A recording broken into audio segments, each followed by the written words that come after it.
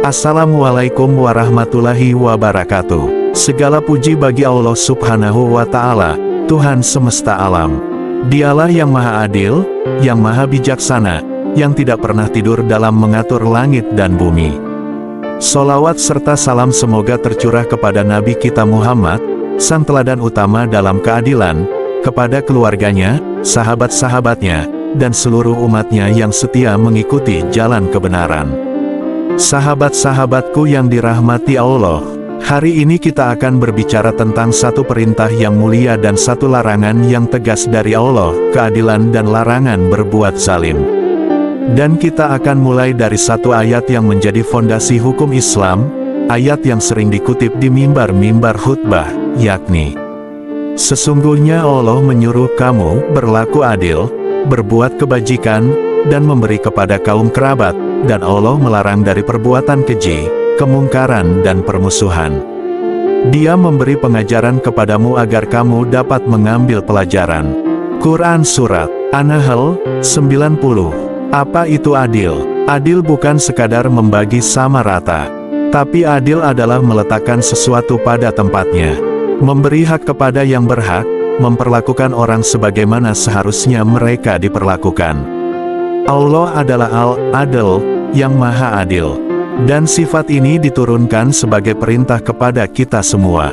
Dalam rumah tangga, di tempat kerja, dalam kepemimpinan, bahkan dalam cara kita berpikir dan berprasangka, semua harus berdasar pada keadilan. Adil itu tidak berat sebelah. Adil itu tidak pilih kasih.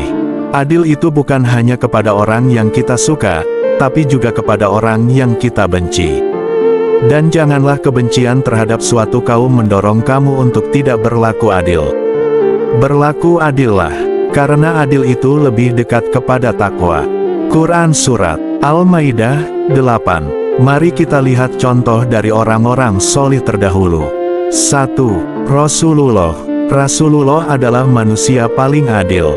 Dalam peristiwa pencurian wanita bangsawan dari Bani Mahsum, para sahabat ingin menyelamatkannya dari hukuman. Tapi apa kata Rasulullah? Demi Allah, seandainya Fatimah binti Muhammad mencuri, niscaya aku sendiri yang akan memotong tangannya. Subhanallah, keadilan tidak mengenal darah dan status. 2. Umar bin Khattab. Ketika seorang ayah Mesir datang mengadu bahwa anaknya dipukul oleh anak gubernur Mesir hanya karena menang balapan, Umar langsung memanggil gubernur itu dan anaknya ke Madinah. Di hadapan semua orang, Umar memberikan cambuk kepada si ayah, dan berkata, "Pukul anak gubernur itu, karena dia telah menzalimimu." Itulah adil, tidak takut kepada jabatan, tidak tunduk pada kuasa. Sahabatku, keadilan tidak harus dimulai dari istana. Keadilan bisa dimulai dari rumah. Kita sebagai orang tua, adilkah kita kepada anak-anak kita? Jangan sampai salah satu anak merasa dibedakan. Dalam pekerjaan, adilkah kita dalam memberikan upah dan penilaian? Dalam pertemanan, adilkah kita saat terjadi konflik? Zalim itu mudah, adil itu berat. Tapi keadilan membawa keberkahan, zalim membawa kehancuran. Banyak rumah tangga hancur karena tidak adil. Banyak negara runtuh karena kezaliman. Banyak orang kehilangan kepercayaan karena merasa dizalimi. Padahal Allah telah jelas berfirman, Allah tidak menyukai orang-orang yang zalim. Quran Surat Ali Imran 57. Zalim adalah meletakkan sesuatu bukan pada tempatnya, mengambil hak orang lain, menyakiti tanpa sebab, atau merendahkan orang yang tak bersalah. Tahukah kalian bahwa doa orang yang dizalimi tidak ada hijab antara dia dengan Allah? Takutlah kalian terhadap doa orang yang dizalimi, karena tidak ada penghalang antara doanya dan Allah. Hadis riwayat Bukhari dan Muslim. Bayangkan, seandainya kita menjadi sebab tangisan seseorang, dan dia berdoa di sepertiga malam terakhir, "Ya Allah, Engkau tahu aku dizalimi," maka kehancuran bisa datang kapan saja, karena kita menyakiti hamba Allah yang tak bersalah. Sebaliknya, jika kita berlaku adil, maka rahmat Allah akan turun.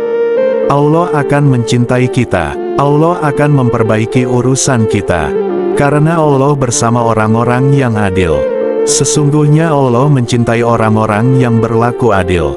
Quran Surat Al-Hujurat 9. Berlakulah adil, walaupun itu pahit.